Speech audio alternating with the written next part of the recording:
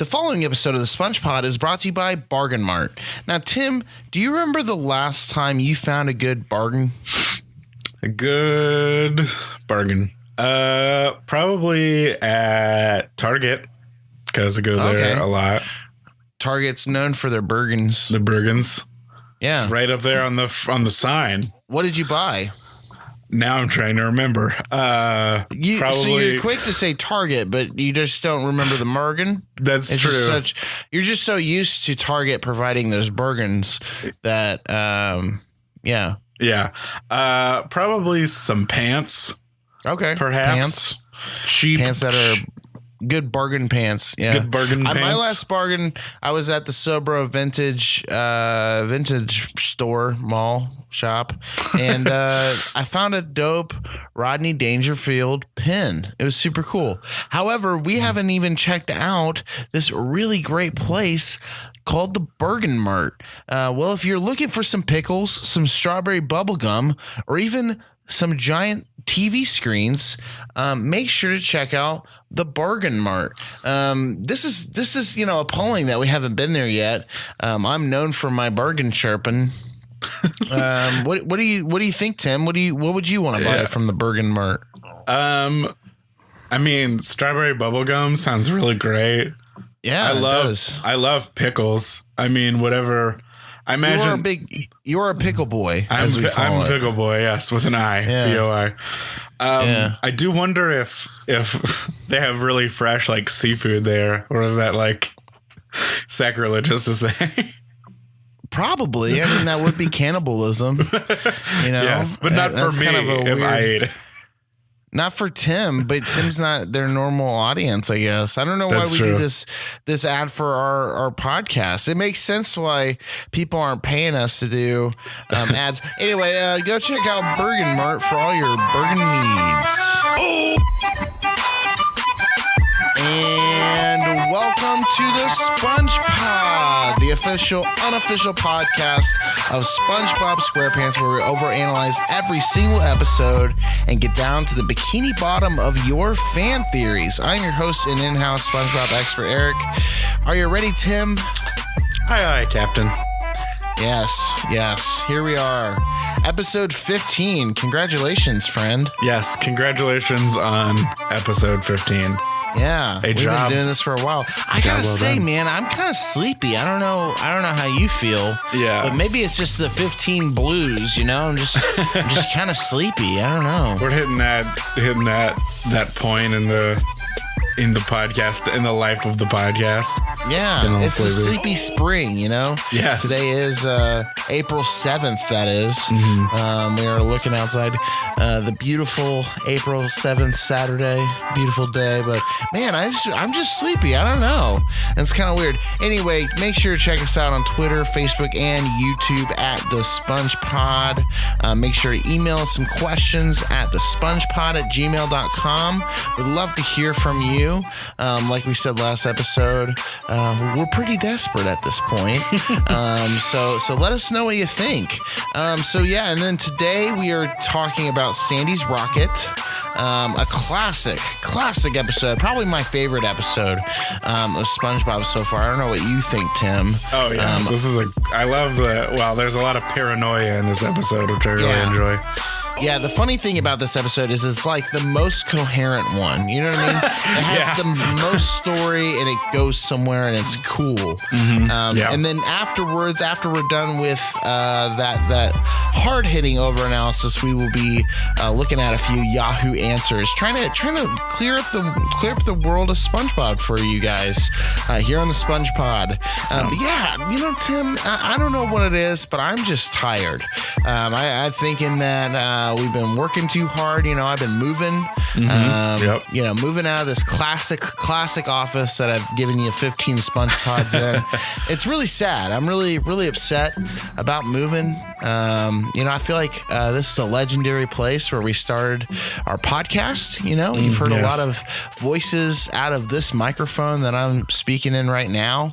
And, it's just not going to be the same. Not a lot of great memories have had here in the office, right? What do you think about putting a plaque there when you guys leave? Like, yeah, maybe I'll just leave behind a plaque and pray they don't charge us for leaving behind trash. Yeah. Just dig it right into the wall, see what people think. Yeah. But I am sad that we're moving out of this legendary office. I have all my books and all my crannies here. All the classic stuff from the SpongePods of the previous. I don't know how much more I can try to make fun of the WTF Mark Maron's podcast. He actually does it really well. So check out the WTF Mark Maron's podcast. He's actually moving out of his garage. I'm trying to think of jokes, but it's not funny, and that's fine. I'm just sleepy. And just to remind you folks, we are going to take a few weeks off from the SpongePod while I'm moving, just to try to, relax, refocus our minds, and we'll come back with another 15 here in a few weeks. We haven't locked down that date in particular, but we are, it'll be no longer than like 5 weeks or so. So, let's jump right into the episode. I don't know what you think, Tim. Yes, definitely. All right. So in the first act, SpongeBob runs over to Sandy. Okay, so hold on. I never finished the aye, aye, Captain joke. I can't hear you. Aye, aye, Captain. Wow, that was loud. Yeah, all right. So in the first act, SpongeBob runs over to Sandy's house as a big spaceship emerges from the side of her bubble dome. SpongeBob, gets shown around the ship while Sandy kind of explains that she's currently planning a trip to the moon. SpongeBob resiliently tries to convince Sandy to let him join her on the mission, and after some great negotiating, she finally allows him to join. Showing him some of the moon trip equipment, SpongeBob notices a net gun that could be potentially used for capturing aliens, but Sandy lets SpongeBob know that aliens are not real. SpongeBob attempts to prove Sandy wrong with irrefutable evidence of alien life, but she is just not having it. She instructs SpongeBob to go home and get a good night's sleep before their mission to the moon. This was an interesting first act, obviously. So we see SpongeBob kind of negotiating really hard to get on the ship, and then just kind of falling pretty short when negotiating about aliens.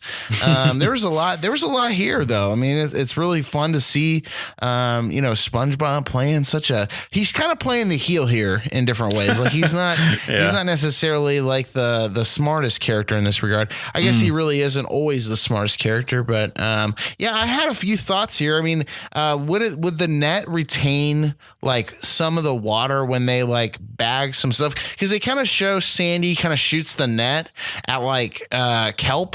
For instance. Right. So if you shoot it at the moon, right? First off, the moon is dry, so you shoot it and it keeps the thing dry, and now they're going to bring it down under the water. It's just kind of weird. You know what I mean? Like, first and foremost, like, why is there a spaceship underwater? Like, who invested all that money to put a spaceship underwater?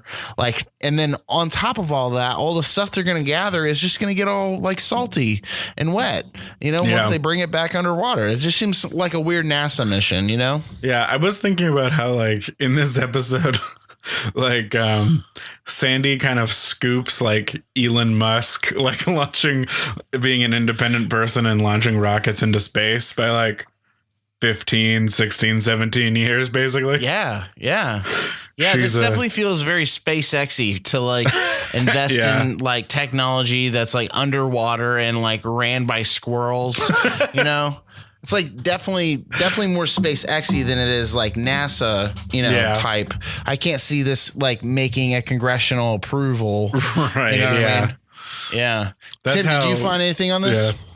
Yeah. So I got a theory here from CryptoHuggler23*3 on Infowars.com says, this is corporate America once again trying to use children's shows to delegitimize the truth that alien life exists and has already been objectively proven. Once again, the machine is forcing these lies on our youths to drive them away from the truth. Oh, wow. Pretty strong statement there. Yeah, it's a pretty strong assertion of truth. Right, yeah. Yeah. Yeah. Now that is weird. There's a lot of proof out there of aliens. I've seen a lot of it. I've watched those Netflix documentaries and, I think there's some viable evidence there. It kind of makes sense that aliens would exist. I mean, I don't necessarily think that the writers of SpongeBob are, fully trying to say anything about the existence of aliens, but I certainly, I think there's proof there.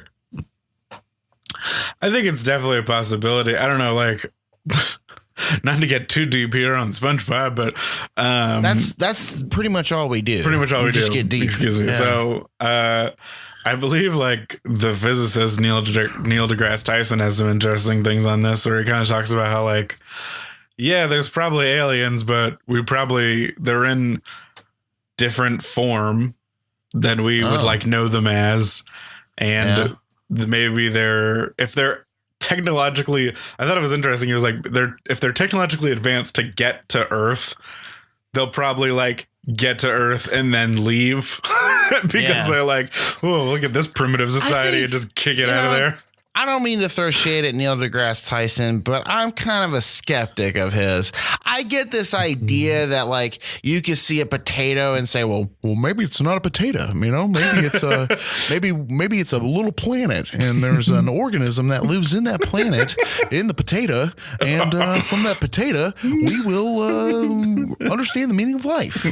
I get that you can like be very charismatic and like thoughtful about like random stats, but let me just use this segment on the SpongePod to say, I ain't buying it, Neil deGrasse Tyson. I think some of your stats are really stupid. They tackle macro concepts from a micro perspective, right? So you can't just give me stats of like 10 stars and say, well, I think this is how the entire universe works. And is this a good Neil deGrasse Tyson impersonation? Your Neil deGrasse Tyson impersonation is top notch.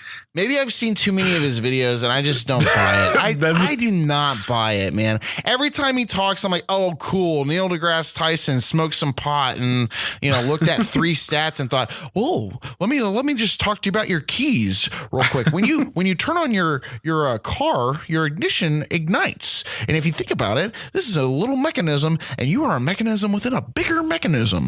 And you're like, okay, cool. I don't know. Maybe we've been a little bit too far on the Neil deGrasse Tyson bit. He does have multiple doctorate degrees. He does, but I mean, like, who doesn't nowadays? I guess neither of us do. Neither of us do. I still call BS, I think, sometimes on him. Anyway, in this segment, SpongeBob says, oh, she'll love me. And this is kind of referring to, like, Patrick basically kind of comes in on this proof that aliens exist, and SpongeBob shoots, they start collecting later on in the episode, and this is kind of more of an instance where he's kind of saying like, Sandy will love this, that we've found alien life on the moon. But the way he expresses it specifically is he says, she'll love me. And I thought that phrasing was very weird because as a writer, that kind of incites that, there's a relationship there. I don't know what you think, but it seems like this, so far in the first 15 episodes, like we have been indoctrinated with like, and that's probably not the right word. I'm over here talking crap about Neil deGrasse Tyson and I'm using bad words in the midst of the show. But no, we have been kind of, filled with like hints that there's a relationship there, but there's no like story confirmation of this. I don't know what you thought. Yeah, it is very hinted at, but it's very clear in this episode and others that like SpongeBob always wants to like impress Sandy. Yeah. And so I think there's definitely like a desire for some sort of relationship like on SpongeBob's side at the least. So. Oh, yeah, definitely. Well, anyway, before we talk our ears off about just one act this whole time, let's jump right into the second act. Patrick gives SpongeBob a visit, gifting him some alien repellent in the process. And Patrick expresses his dear concern that the repellent is needed. And the two choose to make a late night visit to the ship. Patrick finds his way on the board and starts playing with all of the gear. Eventually, the two start the spaceship and and lift off. After playing around with the zero gravity, the ship goes down for a lap around the moon and lands in Bikini Bottom. Both SpongeBob and Patrick open the ship to find their hometown, which they think is the moon town. Oh, how our heroes are dearly mistaken. So just to let you in on the process, I actually was filtering on a British guy and filtering on Neil deGrasse Tyson. These are filters that I have on my computer. If you thought I was doing bad impersonations or good impersonations, blame the computer. That was completely it. Anyway, what did you think about the second act?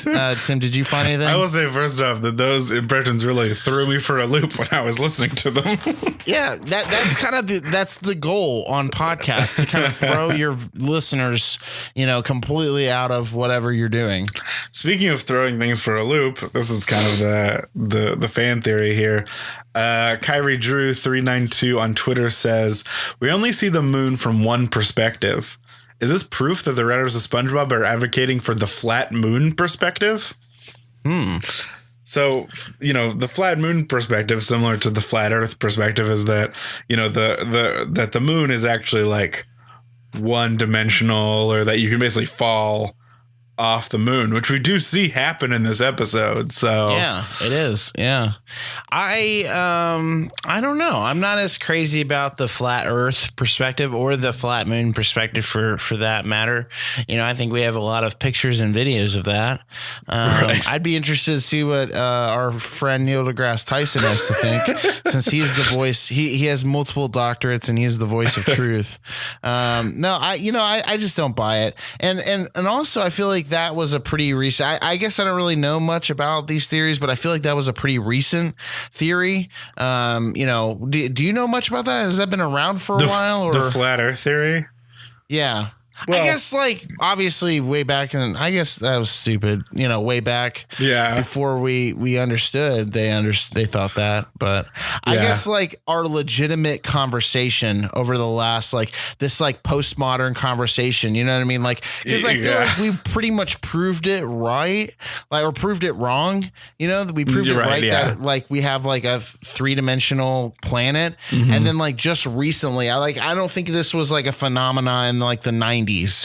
Was it? Do you know? I think part of it is there's this weird notion. I mean, maybe not, but I would chalk a lot of it up to just the existence of the internet. Where if there's one guy and he lives in the middle of Oklahoma and he's like, the earth is flat, his neighbor's like, cool, dude, you're an idiot. But if that guy can connect with another guy in Miami, they can form a consciousness of flat earth is definitely true. So yeah. So what I kind of think of this is how much money do you think was blown on this trip? Because they just basically go to the moon and then fly back, and it seems like that's a lot of gas. You know what I mean? Mm-hmm. Oh yeah. I mean, I'd imagine it's a lot of gas. I kind of budget for a certain amount of gas money, and I feel like she probably didn't budget for them to just fly off to the moon all of a sudden. Yeah. Well, and then they fly to the moon multiple times in this episode. Yeah, that rocket's pretty chock full of gas. The other thing I thought is interesting how they're playing around with situation gravity, and it takes them going to space for our underwater characters to experience zero gravity. I thought that was kind of a weird, situation, because I guess you never see them really experience this, underwater. I just had a big yawn in the middle of that statement, but I guess you never really see them experience this underwater, but you do see, because they do kind of attend, they kind of tend to be more gravitational in their movement. But obviously if you jump in the water, there's zero gravity underwater. So it's just kind of a strange situation, I thought. Yeah, it's definitely true that so there's a thing where Patrick and SpongeBob are floating around, and it's you guys could just do that in your own homes, probably. Exactly. In the water. And fish float. I mean, it's not it's not there's this secret that fish actually don't float. I don't know if you learned that from the SpongePod. But yeah, Neil deGrasse Tyson truth over here. Fish float. And with that in mind, let's hear a word from our sponsor.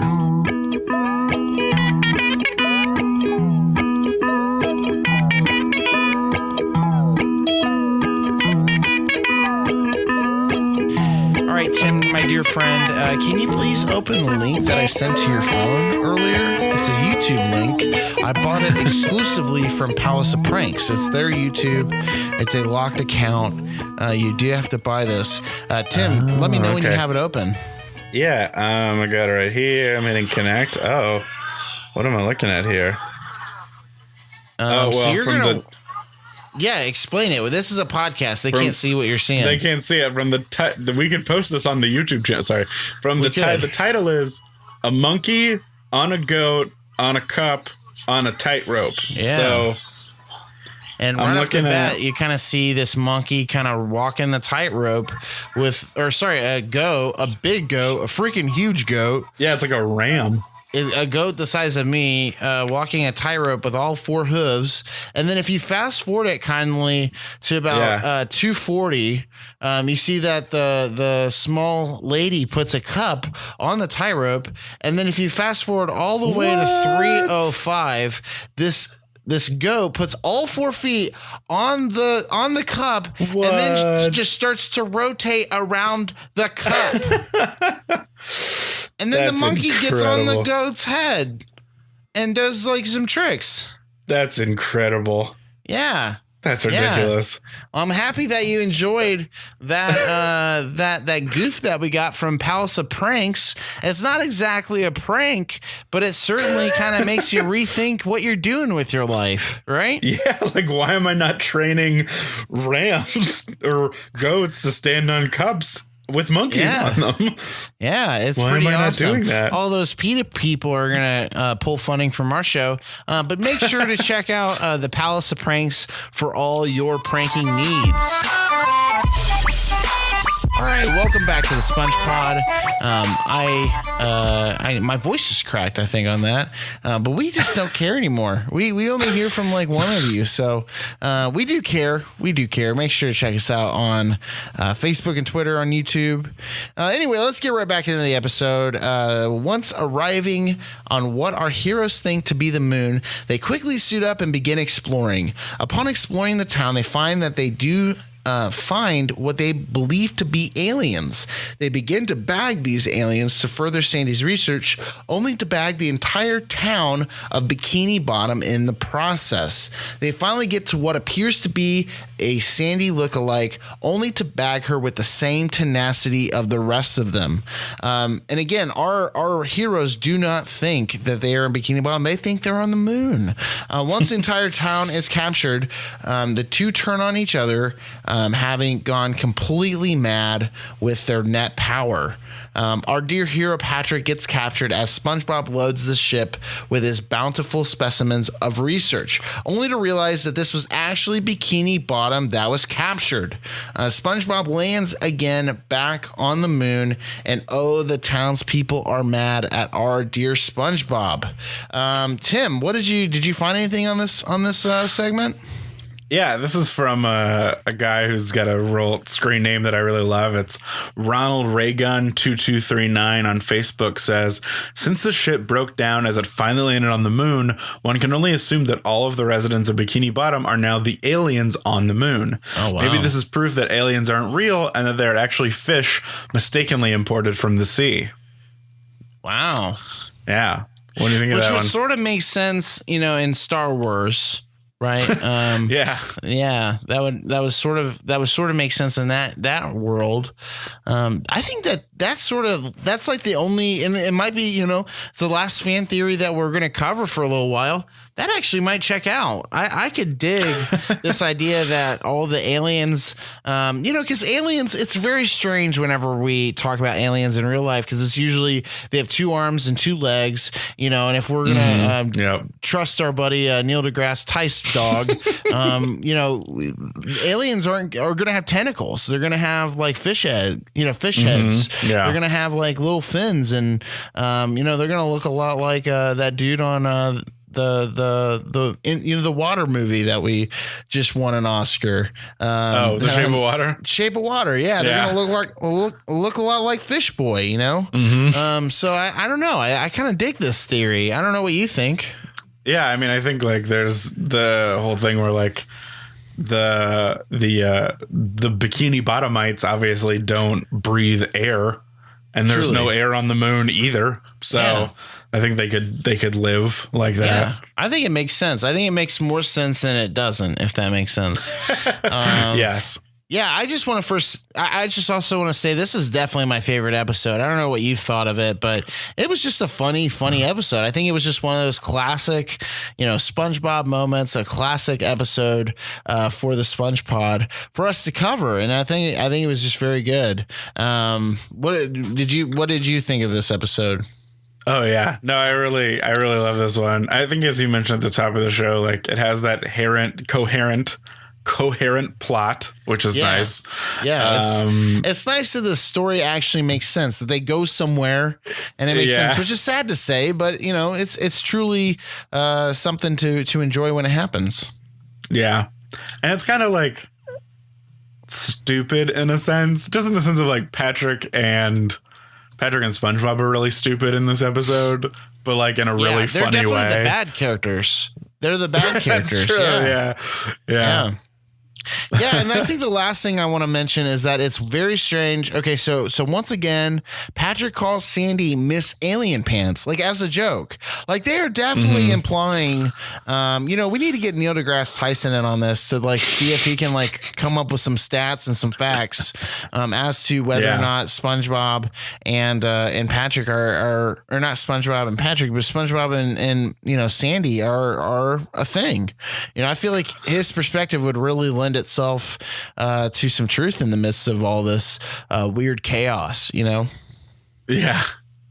Yeah. Well, anyway, that's the episode. We're going to jump right into our Yahoo Answers from the experts.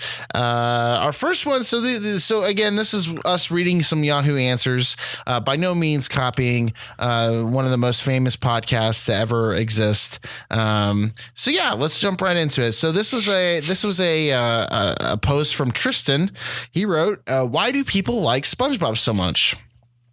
He writes, "I honestly do not get it. The show is offensive, stupid, and disturbing. Please tell me why you like SpongeBob, and don't say something like because it's awesome or things like that. Tell me a real person why you like the show."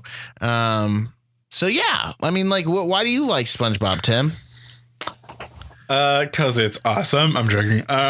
He said specifically not to say that. Okay. Yeah, I will say, like, God, there are so many things. Like, I love SpongeBob's confidence in the face of adversity is really great. Like, yeah, I rewatched Boating School recently, and the whole thing where he pedals on his like little bicycle and then throws away his bicycle, so confident that he's gonna like pass this test. Yeah, it's real. And cocky. Just like any like adversity that SpongeBob comes up against, he's like so ready for it. I love SpongeBob and Patrick's like friendship relationship. Yeah, like how a real bromance. Yeah. Kind of how they would basically do anything for each other. Yeah. I say I like SpongeBob because I think it is very well written. It's very funny and thoughtful. I don't think it's offensive and disturbing. I think the show tries to be stupid, which is a form of writing. I think, you can't just be stupid and write. Like, you have to, have some intentionality behind it. I mean, you can be stupid and write, to be perfectly honest, but I don't think that the type of humor in this is, accidentally stupid. I think they did it on purpose and intentionally in certain ways. So yeah, that's why I like it, Tristan. I hope that brings you some happiness in your life. The other peace. Some peace about this predicament. The other problem, the other answer that we have is from Patrick. He writes, "I don't understand this joke from SpongeBob." So in this scene, basically, and he links to the scene. Basically, SpongeBob and Patrick are sitting in a diner, and basically Patrick has a problem, and Patrick, they're trying to come up with a solution for this problem. And Patrick says, "Let's get naked." And then SpongeBob responds, "No, let's save that for a time for when we're selling real estate." And, and I guess here, Tristan, no, it's Patrick. no, we don't have a name for this individual. Anonymous wants to know, can someone explain this joke to me? So again, they have a problem. Patrick says, let's get naked. And SpongeBob responds by saying, no, let's save that for when we're selling real estate. What do you think, Tim? I mean, I guess my first instinct is that it's very like it's like non sequitur humor, where like the thing that someone says and then the response to it are like not the same or like not related. Like I just think like someone just like threw that out there and thought it would be like a funny joke that doesn't make any sense. I think for me, it's like I think it's this idea that real estate agents are really desperate. Yeah. And, okay. And so they're like, they're just always trying to sell. And, you know, obviously when you're on a slump, you're doing whatever you can to sell. Sometimes you resort to getting naked. And I think he's just saying that you don't want to go as far as you need to go on something as small of a task as whatever, you know, was in front of them. You want to save those extreme measures for when you're, you know, as desperate in life as to sell real estate. So I think that's what it makes sense to me, at least. I don't know if does that kind of make sense? Does that check out? I think that makes a lot of sense. Yeah. Yeah. I don't know what Patrick's situation is in this episode, but it's probably not that desperate. I'll be praying for him. I'll be praying for him. Yeah. Anyway, so that was the SpongePod. Hope you guys enjoyed the episode. Again, we're gonna take a few weeks off, just kind of get our minds straight. I gotta move some boxes from one place to another place, and we'll see you guys in a bit. Our data research today was by Neil deGrasse Tyson. Our associate producer was Neil deGrasse Tyson. Our creative producer is Neil deGrasse Tyson. Our child care producer is Christina Crosley. Our office assistant is Zach Cooper. Our audio engineer is Jessica Brummett. Our music by DJ Eugene. Music and cover art by the man, the myth, the Milky, Michael G. Make sure to check us out on Twitter and Facebook, where we never post, and on YouTube at the SpongePod. Make sure to shoot us an email or 2 or 8 or 5 at the SpongePod@gmail.com. This was a good episode. I'm happy that we got through 15. Here's the 15 more, friend. You know, I think this will work out. Here's to at least 15 more. Yeah. Baby, you are going to... Oh man, you're gonna miss that plane where you can watch all the SpongeBob that you can watch. Man, I'm just really sleepy. I don't know. Man, Tim, how are you feeling over there? What? Oh wow. Oh, sorry. I must have dozed off. Oh.